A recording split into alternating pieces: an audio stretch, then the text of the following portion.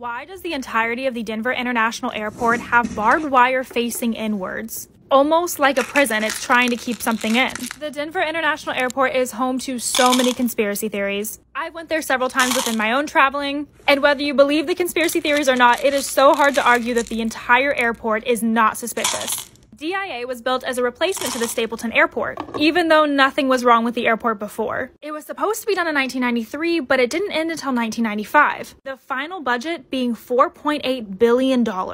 And if you guys don't know this, that exceeds normal airport price. And to put it into even more perspective, this airport and its grounds are bigger than Manhattan. So what was the purpose of making it so big and expensive? The builders for the DIA worked under multiple contractors, so it's rumored that no one knows the true scope of this project. But maybe the architects wanted it this way. It's filled with strange markings, underground tunnels, and apocalyptic themes. So the first thing that I'm going to be starting with is Blucifer. I feel like a lot of people already know about this demon-eyed horse that stands out in front. The reason that Blucifer got his name, his actual name is just Blue Mustang, was because he ended up killing his creator. As he was building, the head ended up falling off, hitting his leg, cutting into an artery. And to add to the creepiness, it has red glowing eyes whenever you look at it from a certain angle. So everyone in Colorado pretty much just refers to it as Blucifer. Many people think that the red eyes are a nod to the four horsemen of the apocalypse, but an artist said it's just to honor the wild spirit of the American West. Weird. Also in the front of the airport, there's a tile with a picture of a cart on it. In the cart, it says AUAG, like for silver and gold. But some people think that this is referring to a deadly strain of hepatitis called Australian antigen, which is believed to be a part of biological warfare. And while I originally thought that this was kind of far, the man who discovered Australian antigen was actually a part of the team that founded the airport. And there's more that stays on this apocalyptic theme. Welcome to the next part of Denver International Airport. So the next thing we're going to talk about is the Great Hall. In there is a plaque with the dedication for the airport on there. And they dedicated it to the New World Airport Commission, which is an organization that doesn't even exist or has ever existed. So why would this even be a dedication? Under this capstone, there is a time capsule. This is set to be open in 2094, but no one knows what's inside of it. There's symbols and markings in this said to be dedicated to the Freemasons, which carry their own separate theories about being linked to the Illuminati. A lot of people also say that from an aerial view, the airport looks like a swastika, but honestly, I don't really think it's noticeable unless you're really looking for it. And the other things is the creepy murals. These were designed by Leo Tanguma. One is called World Dream of Peace, and the other is in peace and harmony with nature.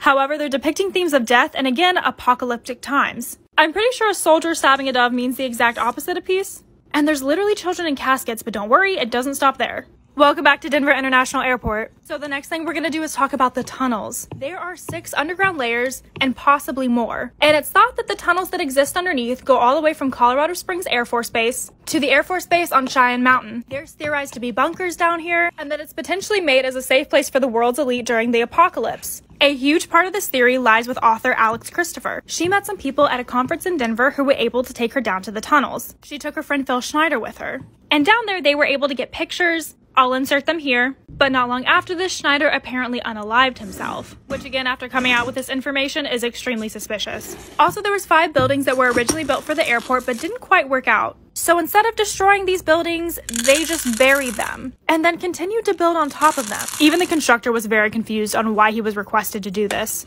So because of this, how do we know how many extra buildings or hangars there are? And what exactly are the specific conspiracy theories surrounding this apocalyptic themed airport? So what exactly are people theorizing involving the Denver International Airport? Well, the 2 huge ones is that it's either connected to the Illuminati or to the apocalypse, and may even potentially be the Illuminati headquarters. So the Freemasons have so many conspiracy theories surrounding them about them being linked to the Illuminati. And there's several Freemason markings around this airport. The airport is also just so expensive. And maybe they got their funding from the Illuminati. The exchange may have been money for headquarters. And the tunnels make it very easy to move in and out. And if you're a secret society running the nation, why wouldn't you be located at an airport? The other theory, like I stated before, is that this is for the apocalypse, to keep the elite inside. Just because of how the tunnels are set up in the rumored bunkers, and with all of the hints being around the airport, and the Australian antigen, it's giving us very much apocalyptic New World Order vibes. But also the barbed wire facing in is very concentration camp-like. Either way, this airport has fully embraced these conspiracy theories. They have an animatronic gargoyle that sits out in front and talks to you about them. which making a joke about it would be the easiest way to cover it. Story time about the craziest party my boyfriend ever went to. So his best friend TJ called him saying that there was a party going on in another town. Him, having just went through a breakup, was really upset and was in the mood for a party. So TJ picked up him and his friend Ava and went to the town to pick up another friend who played basketball. It was about 9 o'clock when they got there, and they had all already pre-gamed with Henny. And because he was so upset, the alcohol was hitting. He had also listened to hella Drake. And all the guys were just in the mood for a fight. And Jeremy honestly thought Ava would shut things down if it got too crazy.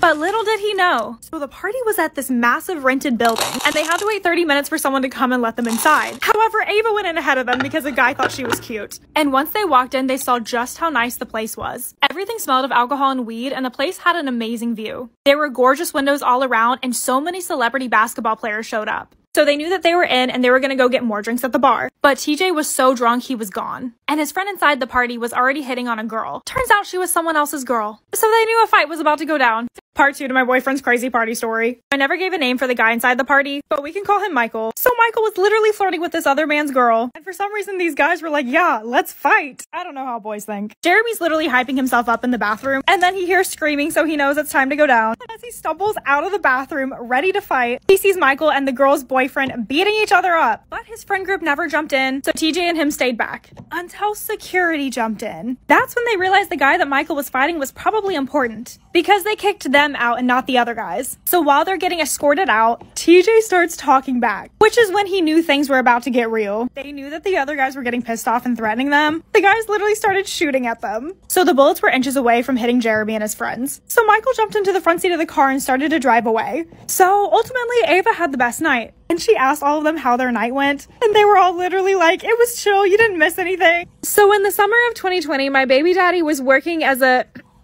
salesman, but obviously there is a lot that can go wrong with this. So at the time, we were making bank and getting that bag. Literally, I kid you not, $5,000 every couple of days. So you can say we were doing pretty well for ourselves at that time. But one particular night that he had a sale, I had a really bad gut feeling. These people asked to meet him about a block away from our house, and this sales product was worth about $3,500. But he had already made about $1,700 this morning, so I was kind of concerned about this next sale. I was laying in my room about to tell him not to go when he just went ahead and left. And that's when I heard yelling from down the block. I was like, oh my God, and I looked out my window and there was 4 guys surrounding him with masks on.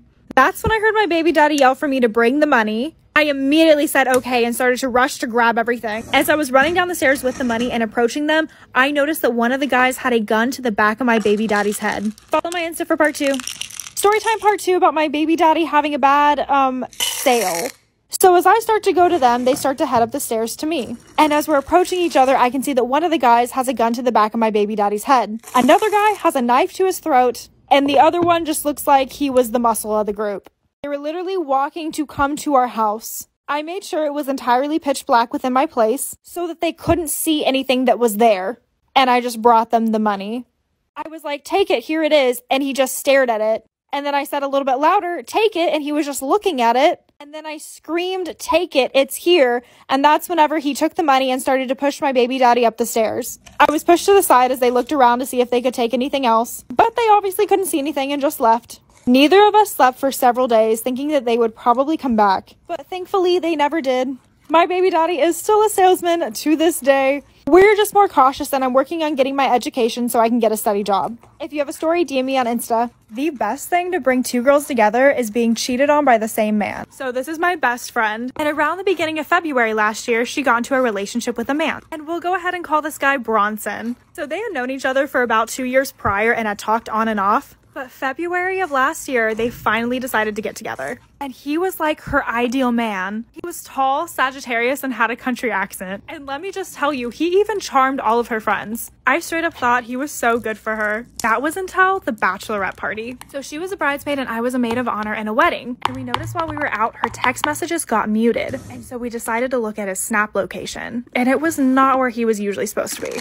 Spence texted him the next morning and was like, hey, did you cheat? And he completely denied it. So we chose to believe him until he fessed up 2 days later. We literally found the girl's TikTok later that day. He said he wouldn't cheat on her again as long as she didn't cross state lines again. And that remained true for 2 months. Part 2 to my best friend meeting her roommate. So even though Bronson had cheated on her, they decided to go ahead and try to make things work. Sometimes people make mistakes in relationships and things can be fixed. 2 months went by and everything seemed fantastic.